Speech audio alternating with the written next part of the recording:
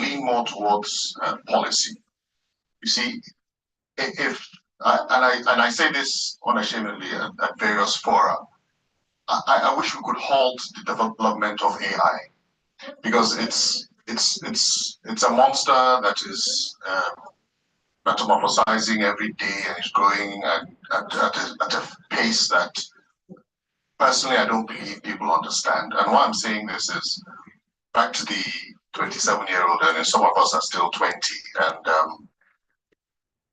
I remember in 1998, 99 in the UK, when there was the fear of Y2K. And then even medical doctors, once you put on your TV, computer, so many medical doctors left their profession and they went on to make money just because on their CV they said they could use a computer.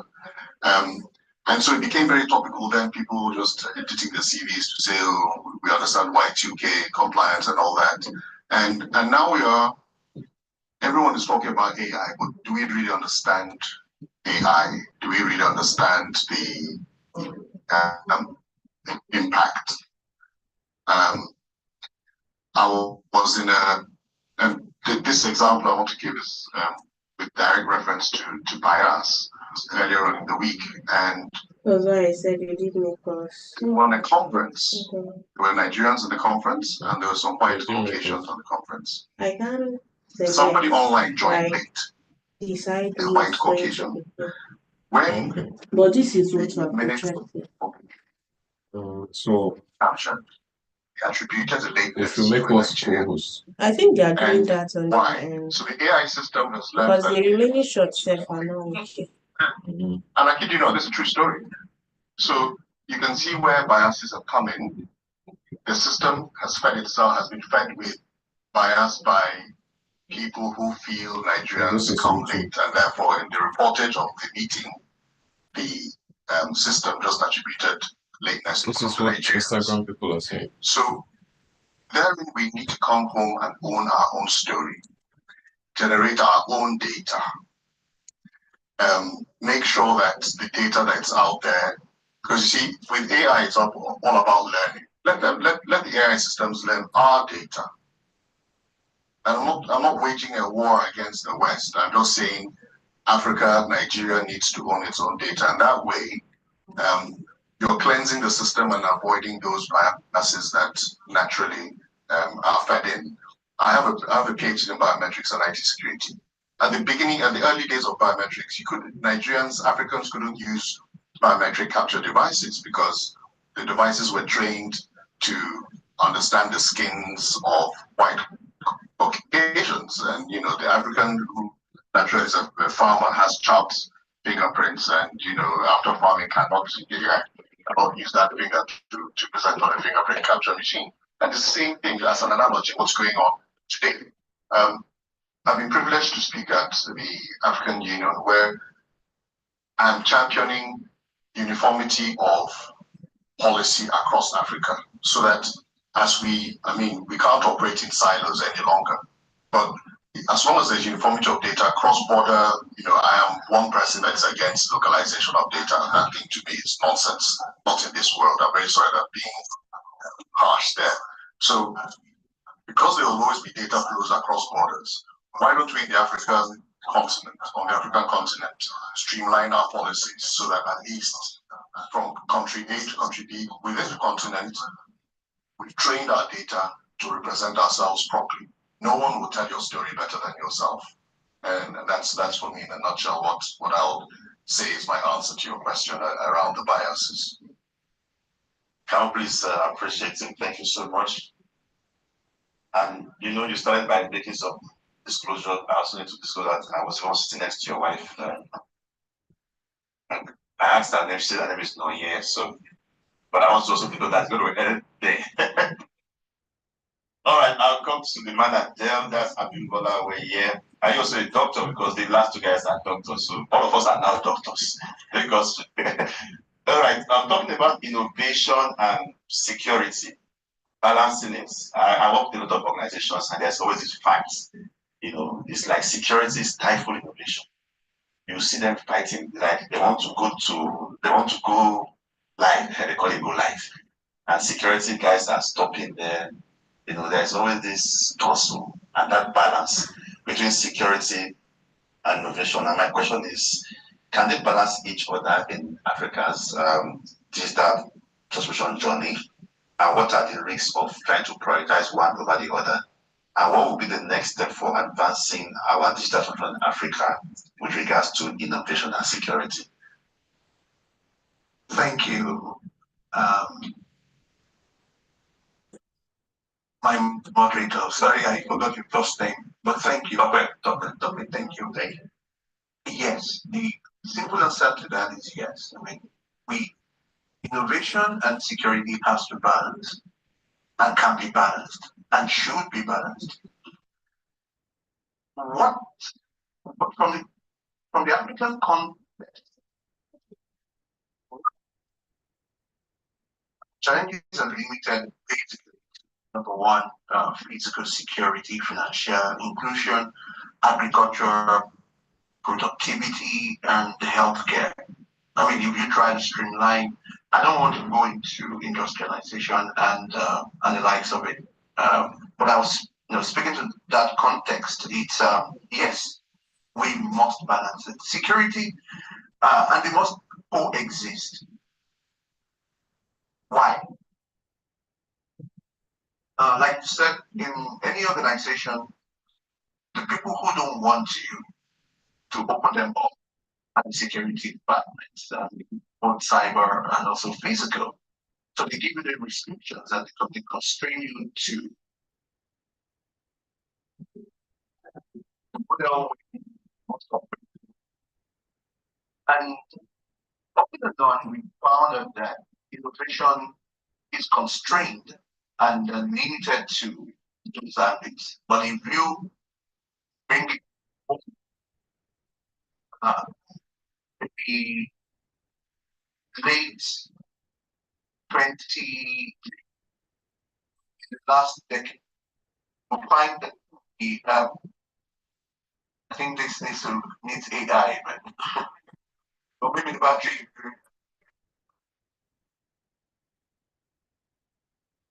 In the last decade, you find that I'm just trying to bring examples so I can bring it out, bring it home. Number one, and not existing silos. The world has gone, or it's going. It's a week that we all must be. The advancement of technology is not, cannot be restricted.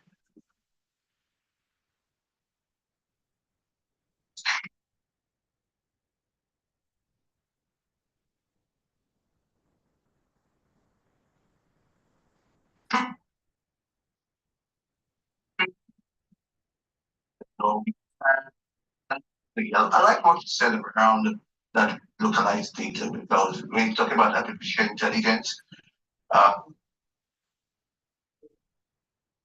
locations may make technology for themselves in a big tool for identification. So to say, Africa as a continent, we can't inhibit innovation, but we will speak and plead with our governments. The supposed area of the continent, they need to adopt technology. If you look at what is happening today, maybe we'll talk about specifics in the United States. I mean, the biggest user of technology is the government. They are way ahead. And by the way, just to say something, if you are still struggling to understand what artificial intelligence is, well, watch this movie, Persons of Interest. It was released 2012. It's a series. It will demystify AI for you and where AI is going to go to. I agree with you, Mr. Tope. With Mr. Elderable William. AI is a monster. No human being can stop it. And where it's going to get to, we can't even phantom it as human beings because it has the ability to learn and recreate and relearn itself. That every area AI has matured, it's outperformed human beings because human beings are limited to what they see, what they know, what they have, what they can have inhabit. Take this context. Our parents in the past, they could work with what they could retain in knowledge. We started with Google, you emulate to think of that, and you find answers in Google. It started with ask.com and Reeves and all those things. I mean, in the last 12, 15 years. But what has happened with innovation? Google came over, had better aggregated data, yet you can find things easily. But I'm sorry to say, I know my colleague from Google is here. That is going to expire very soon because artificial intelligence, ChatGPT and Co. is going to retire at the Google search because it's become more intelligent, it's become more intuitive, and it's become more adopted. So I won't place the people who are not doing multiplications again. Life has changed. The problems we have today is in a bigger scale. So also artificial intelligence, and it's going to go so much. Artificial intelligence has been here for over 100 years. What is what is new is generative AI, like my brother said. That's innovation. Innovation often and none goes travels faster than anything. Even insecurity, innovation cuts across. It's innovation that is making us to be ahead of the bad guys. But again, I'll also make a categorical statement. There is nothing you can do about the bad guys. They will come in. But what you can do is limit what they are able to do, the effect of their being in. Well, you can't stop anybody from breaking into your house. If you like, build the highest of concrete. I mean, because everything about technology, you must be able to relate it to the physical life. What we're talking about is virtualizing resources, virtualizing attributes, human life, and everything in the technology school space. And then you've been able to aggregate it in exponential size. So relating that back to innovation, if you look at Nigeria, the likes of Flutterwave and the corporate environment was very fast in innovation. Everybody wanted to do cryptocurrency, but the government said, hey, no, stop. Why? They don't understand it. If they understand it, they won't need to stop it. They only need to be ahead of it and be able to control it. And most importantly, include taxes. You make money in cryptocurrency, then government is making money too. And that's why you see that in I'm sorry, I'm referring to US now. In US, you see they open and on they're calling the likes of Google, they're calling Facebook, and now I think I heard they're trying to break Alpha Beta into different companies because the government is trying to democratize livelihood because this has controlled our livelihood. What can you do without your phone? Somebody says your wife is important, your husband, your spouse is important. I don't know how much that your spouse is important compared to your phone. 5 minutes you don't see your phone, you're looking everywhere. But if you don't see your spouse in 5 minutes, it doesn't even mean anything to you. Our lives have changed. Our livelihood has changed. So also technology advancement, innovation is happening. And so we must also get secure. Security, they work in parallel, but they must be balanced. And the balance is as we innovate in the new areas, healthcare, financial inclusion, every advancement, so also security must. So yes, we must balance the two. And it's really in the hands of the people who can motivate that, primarily at the government. Thank you. Thanks so much, Dr. Abib. we need to balance security and innovation. Let me ask one more question to Honorable Dr. Uja. I'm sorry, the last time I did not add Honorable to it. Right? So, taking from what Dr. Oye mentioned about innovations, and we advancing both in security and in other technological innovation in Africa, Africa position itself as a hub for technological advancement and investment. What resources, collaborations, and international partnerships can push forward Africa's security landscape and adoption of AI? Thank you. Over to you. Let me answer it through this means. See, Africa really is now a net exporter of its talent. Japan is no longer only physical Japan. People work remotely. Many people on the African continent have jobs, in Europe, the United States, that are earning money that way. And the good side to it is back to the training of data. If it's Africans who are now working on those systems, they should be able to infuse their own local knowledge into the training of such data. Now, when I was answering the first question, I alluded to the fact that there should be uniformity of policy across African governments. Generally speaking, upskilling, capacity building is required, across the board, and that's where international collaboration sets in. When Josh was speaking, he spoke about what USTDA does in that realm. I know that Microsoft does such. I have to mention that we're in their building and my wife is there, so. The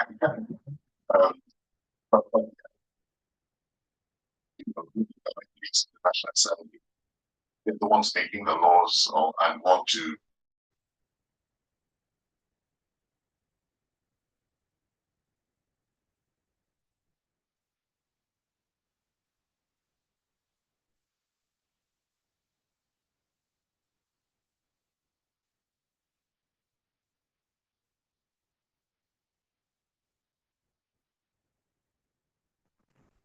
About defending and attacking. And the truth is, unfortunately, we're always defending because the attackers are always one step ahead and they're always having to learn and catch up and say, okay, this one happened. And that's why, when malware comes out and then there's always a patch update to it, because they're always one step ahead.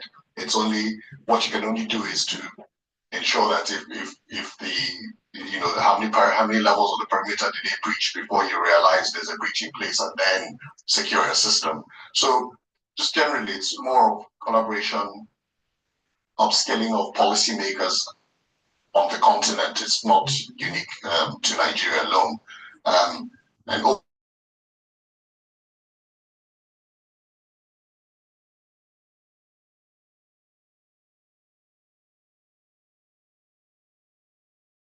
opening is important. So we shouldn't be shy to confess or admit that there's been a problem and this was the solution, because your solution helps the other person and prevent that person from facing an attack in that realm. So we shouldn't be shy to also raise our hands to admit that we don't know something, and those that know should teach us. But in our learning, we can then infuse our African context and therefore train the data properly. Thank you very much. All right, I told you at the beginning that these guys are solid guys, and we're going to have a very interesting session. Now I want you to ask them questions. So if you have a question, please can you just raise your hand? Okay, 1, 2. I'm going to take the counts now because some people is not going to get through. Ask the other one. I want to step from this panel. So let me see the answer and give them number 2, 3. You want to kill this panel? Say 8. These people have children at the room. Can we start again, please? 1, 2, 3, 4, 5, 6, 7, 8, 9, 10, 11. Okay, Joy, over to you now. We'll decide who you should give this mic to, and how many people you can take. I'll take the questions from here first. Together. So maybe we take the questions from here first before we move to others, please. All right, thank you. Please straight and direct the questions. And if you want to direct your question particularly to anyone, you can. Otherwise, direct to me. I will use my power to move it to somebody. Okay. My name is Temiano from Allianz Technology. So my question will be directed to the chief of the chairman of all the CISOs. Now, there's this evangelism about cybersecurity. Oh, there are 6 million jobs, 6 million jobs over the world, and a lot of people take up cybersecurity training and they try to enter the market. They can't find a job. So you don't have enough experience, or you don't. Then AI now is trending. Oh, AI. A lot of people too are also trying to see, okay, how they. So this question is direct.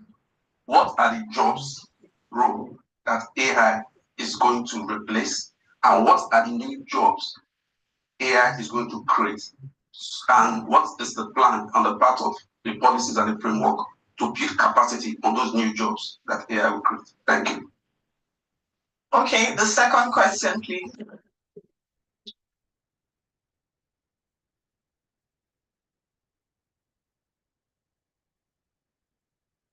Thank you very much. I'm Ayomide Oluwaga. I'm a cybersecurity coach, and I train people in cybersecurity. So basically, in my experience, I think there are not many people who are very familiar with a lot of things. Like you mentioned, sir, the hackers are always one step ahead. So I prefer to train these students or whoever is in there on actually hacking first before protected. So basically, because I believe they should know more about it. But my question is more on the side of AI, because more of what I realize is with several organizations accepting and adopting AI without many policies to it, I think they are creating vulnerabilities for themselves, because most people within organizations use tools like ChatGPT and then put in companies' data into that particular learning model. Unfortunately, ChatGPT's policy allows it to take all of those things, send it to third party, and use it to build their model more effectively. So does that not create this problem where we have shadow IT, where we have people putting their company's data straight to these AI models, which can be created by anyone, by the way, because we could also build up our own AI models, say, okay, automatic PDF converter or whatever, and then you end up putting your company's documents on those sites. I don't know if there's a policy that actually regulates that. Thank you. Thank you. The third question, please. Please, I was blind, now I see. Good afternoon, everyone. My name is Abdul Malik, 2 times winner of the ABC Cyber Conference. I'm an offensive security professional. So my question is on offensive security. Someone mentioned that the hackers are one step ahead, and Africa, as it is an adopting economy, we always adopt things from the West. Offensive security in other countries have been emphasized gravely, like seriously. It's always like red team, blue team, and everything. But in Africa, we always develop and we do not think of security. What are the measures put in place now to tackle the offensive security in Africa? Okay, thank you. The last question from this. Okay, good afternoon, everyone. My name is Samuel from KPMG. Thank you to the panel for a very good job done already. I just wanted to speak to the area of making the right policies and framework that will align with the context of Africa. I'm happy that the special advisor to the president is also here.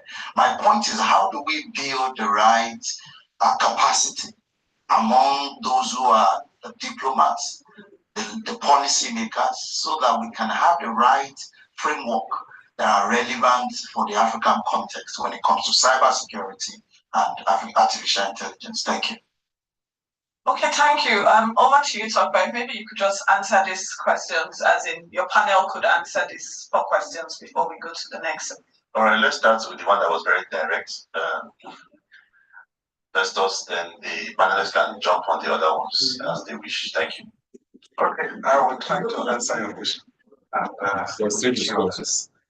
Thank you for the understanding. The issue here is, like we mentioned before, it depends on where you're coming from. Are you a lazy person or you are aligned with adoption of technology? So with revolution comes with need for you to develop capacity to deal with it.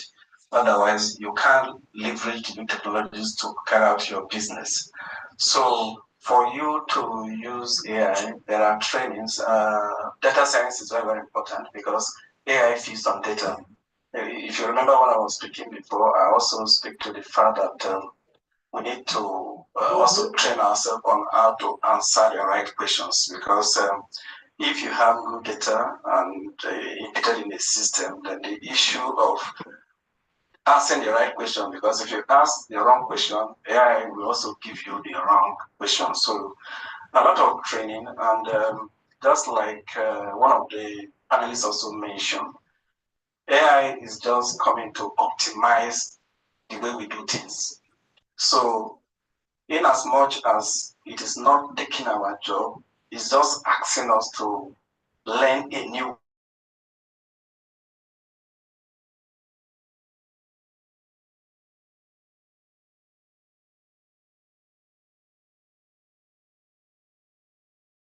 way. So you can just go ahead.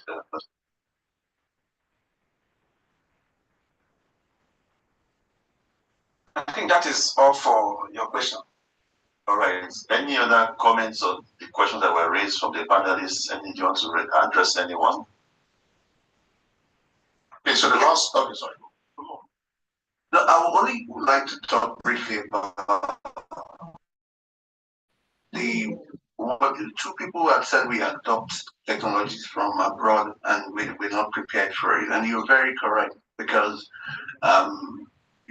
for example, when you look at the banking applications, most of the banks are just bought with buying banking applications with almost less investment in associated security and also the behavior. Security is not just around the tools, but it's also the governance, the processes that needs to be adopted. And I don't know why in this environment we're so minimalist when it comes to investment in technology. Well, I don't know if to comment if our National Assembly is still doing yea and nay when we have electronic voting system on their desks.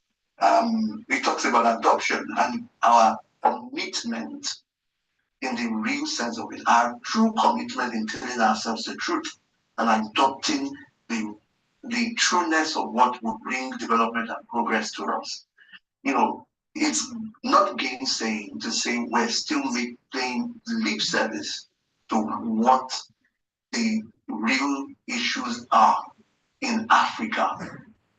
That's the real truth. So let's tell ourselves and spell it out the way it should be. We're still not serious set of people. I'm sorry, I'm African, so I can say that. Because we lack the necessary commitment that should give us the required result and give us the competitiveness advantage that we should have as a continent. Look across Africa and let's see. No, we're talking about AI. AI leverages on nothing but technology. Leverages on the foundation that needs to be emplaced in terms of infrastructure, in terms of data, in terms of modeling and the applications. AI is software. But are we really generating and keeping the data before we can even tell our story? The essence is that we need to have knowledge. And knowledge you can only find from data. And once you find knowledge, then you need to understand. Once you have that understanding, then you need the wisdom to apply. You will lack it if you don't have the data. Data is the beginning. So let's generate the right data, keep it where it should be, and learn the data, and then improve. We're still far. Let's call a spade a spade. We're still very far. Thanks to people who have championed various things in various sectors. But let's come to real essence and push things the way it should be pushed. And what we need to do, if you find anything that is not working, generate the data, take the picture, not maliciously, because people that needs to know. That's part of how we need to collectively build a nation, build a continent that really, really can be managed. Thank you. Okay, first let me defend my colleagues in the National Assembly. Voice votes happen everywhere. And so the years and years happening within America. So but we electronic voting. Anyway, I don't help us. I don't want to put myself up to attack. But the thing is, and I want to speak positively. You see, Nigeria, from a demographic point of view, we're a young population. I think our median age is about 19, 20, and I think if you extend it across Africa, it's lower than that, which lends itself to huge advantage. That's the age where you can learn easily. That's the age where you can compete easily. I think the only issue with Nigeria stroke Africa is an infrastructure issue.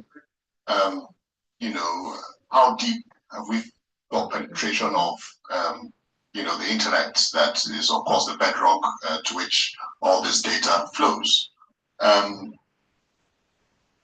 Speaking as a pure Nigerian, we are one of the brightest on the surface of this earth, and that's why we leave the shores of this country and excel at all we do abroad. And therefore, Joy is asking me to round up. And therefore, you know, it's not a matter that we're not intelligent. It's just that the tools have not been, we're not availed of the right tools. So how do we ensure that these things happen? That's where we ask the international organizations to assist and upskill. Because the moment you upskill us, we will fly. And that's the truth without being ashamed. So is there a chance? There's a chance. Is there hope? There is hope. It's just, let's channel our energy the right way.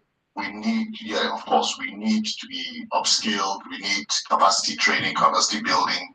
And then my colleagues, the policymakers, they need more of that to be able to learn how to regulate, if they must, this human thing called AI. Thank you. Thank you so much. Before I take one more question, just to add just one of the questions that came up, we talked about policies around you know, the use of ChatGPT and the rest of them that many of them put that data out there. I would expect every company by now to have had policies in their organizations regarding the use of AI tools, like I do have in my company, and we are not allowed to have those to use those tools with company data.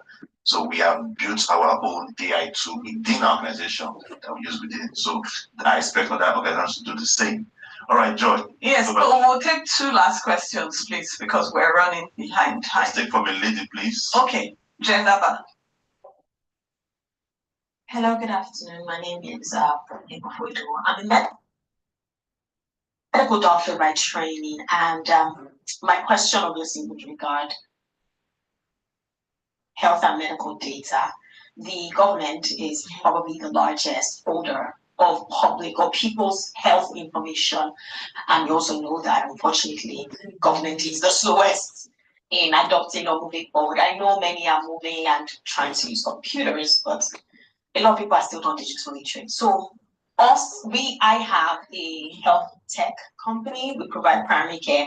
And I have noticed hesitation, even people in the industry, investors, whatever it is, when we mention AI, they're like, oh, people's information, data, what degenerates. And I'm like, we have to, if you want to treat people faster and better, that's what it does for everybody. But somehow there's some hesitation around adopting it for medical use. So my question is, what do we have policies that guide in terms of private facilities using AI for health information, and how can we get the government to protect people's data, because they're putting in whatever computers, whatever cloud, and are they protected?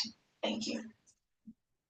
Thank you. There's a quick answer to that. Okay. I mean, there is a certain flavor of the DPR that exists, and it speaks to protection of individual not being able to. For data protection, well, it's not the end, it's an act now, so it's an act. It speaks to personally identifiable data information and how it's treated and how it's held. And so the data commissioners, so the short answer is yes, it exists. And the commission is doing well in its efforts to ensure the safeguard of data of Nigerians. So it does exist. So thank you. One last question from here. I think there were some hands up here. Just one question. Oh, it has been answered. Okay, sorry. No, come, ladies. Thank you very much. So my question was regarding gender bias, and well, not just gender bias, but bias in general. And I kind of agree with you about where you said bias. There was a situation where somebody who is a popular VC had sort of like a meltdown on Twitter recently when he was talking about how when you see certain pitch decks, you already know they were generated by AI, and he was referring to Nigerians. But Nigerians are very flowery in our language, right? We say things like "nikon popping," general English, you know. Regarding the experience that you had, and thankfully the OEMs are here, what would be the advice for managing that kind of bias from an African perspective? What are the things that we actually can do to make sure that whatever bias against certain sects, whether gender-based, whether region-based, can be managed, especially from an African perspective? Thank you. All right, I need 1 minute response from who wants to answer. Doctor, the Honorable, you need to answer him. So there are, and I was writing this down earlier on, so I'll just read through it. I mean, there are certain principles around the development of AI, and so it speaks to like well-balanced training data, audit, monitoring. So that's where eternal vigilance. So testing, making sure that test plans exist, and so if you see it, so there's a mantra: if you see it, report it. And that's the only way to correct the systems, continuously reporting, continuously highlighting the bias that exists. Some may inadvertently be genuine in their knowledge. So till you present a counter narrative, that existing narrative subsists. So just be vigilant. And we always talk about ethical usage, ethical development. There's some top AI companies where some people have resigned just because they know that the way the management of those companies is going is, they're not being true and honest in their intentions. So it's just making sure that ethics and transparency, and that's what we speak to everybody who's developing these systems. So if you see it, report it. Thank you very much. I promised you at the beginning that it's going to be a very interesting panel, and you can confirm that it was. Festus wants to just add something for 30 seconds. Please just give, if not, so you won't give me just by points. Okay, thank you. Briefly, I just wanted to speak to adoption of AI in medical field. I think the major concern has to do with the information of the patient. So AI can actually help in your field, but the issue here is that we might need to redact the personal information. But just take the detail of the medical challenges, the different medication, and the type of result you got at different stages, because it will help people to know how do we apply, how was this case treated before, without actually making reference to the patient. Thank you. Very good. 30 seconds. You see why you are my okay. All right, thank you. That was Festus Amede, and we've also had Dr. Victor Odumoyiwa from Unilag. We've had Honorable Dr. Ujam just by my side. We also had Dr. Abimbola over here, and my humble self, Dr. Adenusi is nice. They said the hackathon is open. Yes, yeah. After this meeting, we need to find out what's Okay, going on. move on to the code slide. All right, I hand over Yeah, to move Joy. back. Thank you very much. Okay, thank you very much to our esteemed panelists. Please, could you come this way for a No, picture, that take please? slide. You have finished it. You have returned to the other one. Okay. Sorry, a picture here. This is the picture point. And please join picture, please. Okay, I would ask Mrs. Olele to please join. Mr. Bashir Shaibu to please join. And while we were in this panel, the Honorable Commissioner for Innovation, Science and Technology of Lagos State came in. Honorable Olabosun Alake, please can you join the picture too? Thank you. I would like to thank him for the sacrifice all the way from Ikeja. I was dragging, you must come, despite his meeting, and he made it. Thank you very much, sir. Maggie, I think you should be between the men. You should break it. Blessed are you amongst men. So the third, yes, exactly. That's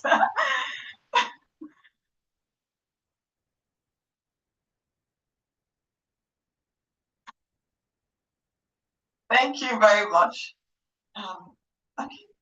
Thank you very much.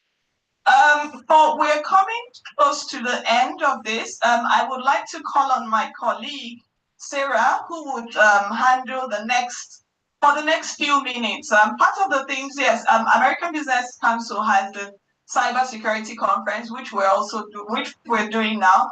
But there is also the ABC, the Cyber Hackathon, which we also do, kind of like in collaboration with this conference as well. And I'd like to call my colleague Sarah to come and speak to us on that, as well as announce the winners for the hackathon, which held last week, Tuesday. Sarah, please, could you come forward? Thank you.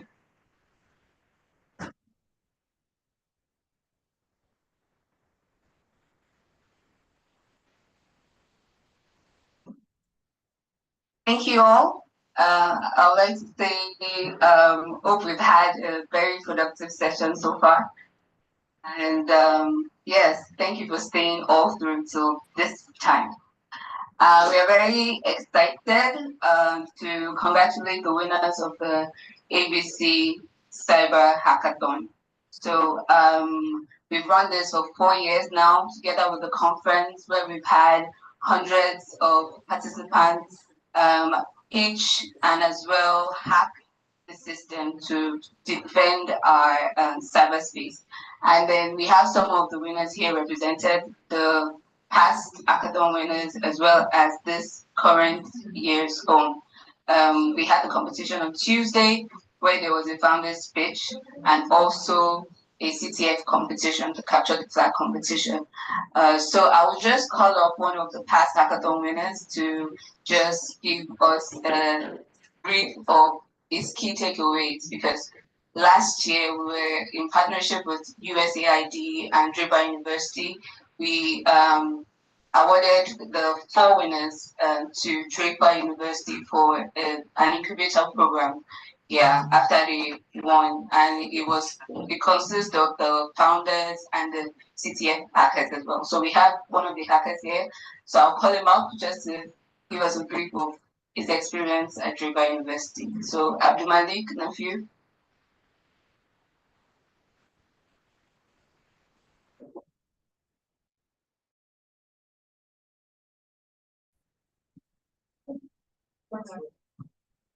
Please just go a minute. Good afternoon, everyone. Once again, good afternoon. This is Margaret. Thank you very much for having me here. I was a 2-time winner of the ABC Cyber Conference and one of the people who was taken to Draper University. So my time at Draper University was very good. We were taught on how to scale, build a business, pitch, and build a brand. Basically, I took 10s in the pitch day events. So my solution was more on offensive security and the importance of offensive security in cyber security. Like I said earlier, like we always adopt throughout the whole event, we talked about AI and how to protect. We didn't talk about how to break in and how to protect the attacking systems. So 10 minutes. Like I'm going if you want me to. So yes. So I always want to talk about how important it is to teach how to attack systems. You don't know how to protect what you cannot attack. You have to know what the network is about, what is on the network, how to protect the network. And we talked about AI solutions. And these AI solutions too have been used to hack. There's something called offensive AI now, Mitre Atlas. There are techniques, TTPs, tools, techniques, and procedures that have been used to attack AI solutions, which is a global issue now, not just in Africa or Nigeria. Thank you very much. I think I'll stop here. Thank you very much, Malik. Just for those who don't know, Draper University is a university that's based on entrepreneurship in tech, and they are located at the Silicon Valley. They have a lot of venture capitalists there and give opportunities for startup founders to pitch their products after training them for like intensively. So I also want to recognize one of the partners of the hackathon, which is commercial. I'm sure CEO is here.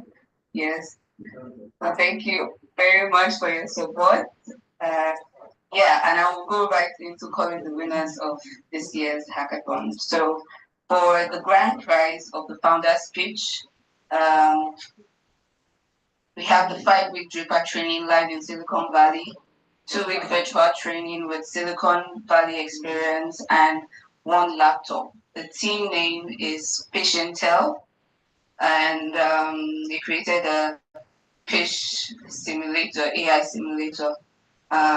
They won 1,160 of 1,500 points, and the team members are Emmanuel Okon, Tosin Oyekomi, and Mike Onwuzuruike. Yeah. And then, so it's possible that they are not present here because we have. Oh, okay.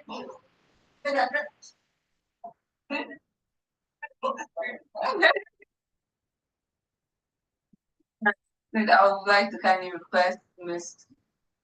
Bashir Shwaibu to help us present the prizes to them. Of course, we cannot present the 5-week virtual training, but the laptop.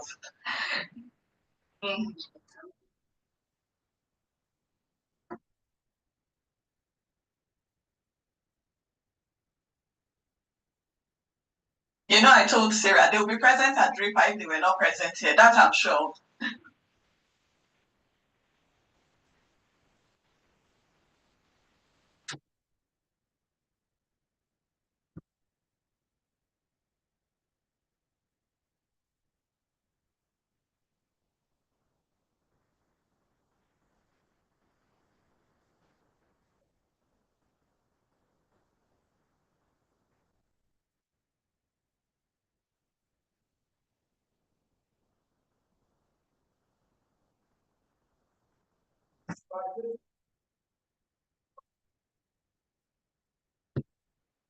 Thank you. So the runner-up prize. Okay. The runner-up prize of the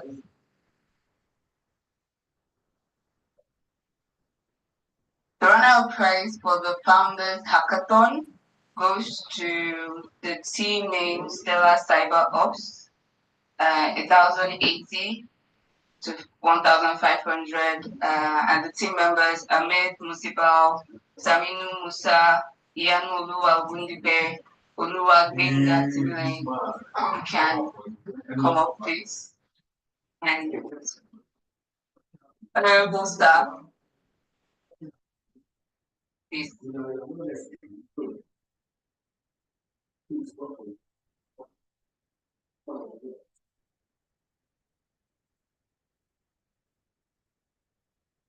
So for them, their prices are 2 laptops, 2-week virtual training with Silicon Valley experience.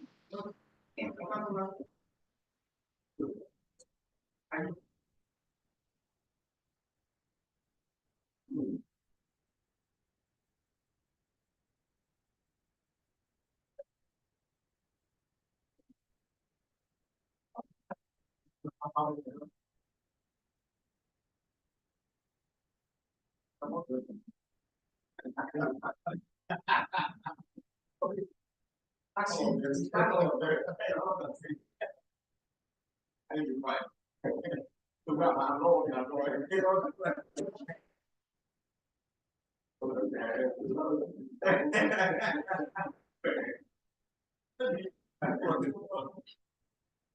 you very much, all.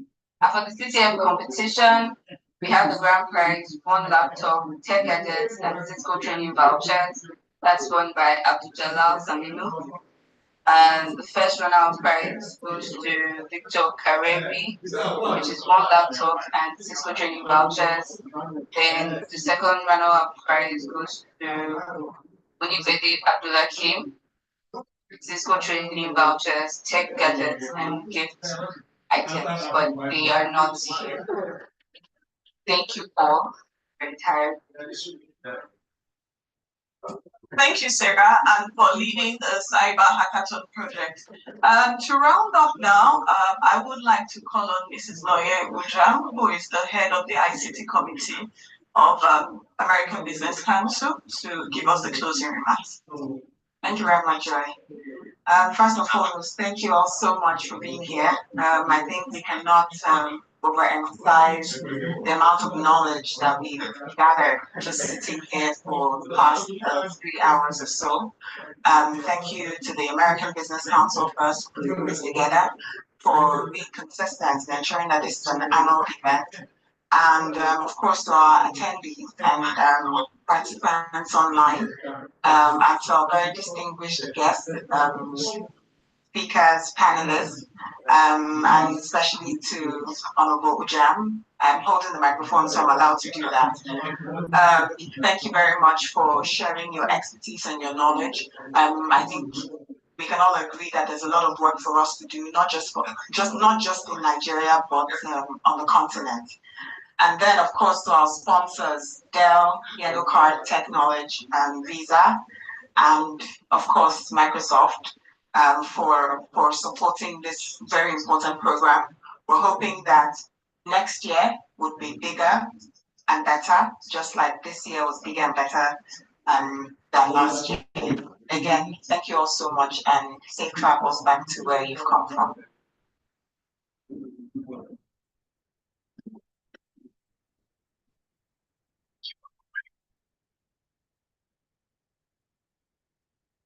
Actually served. Lunch is served out there, so thank you very much.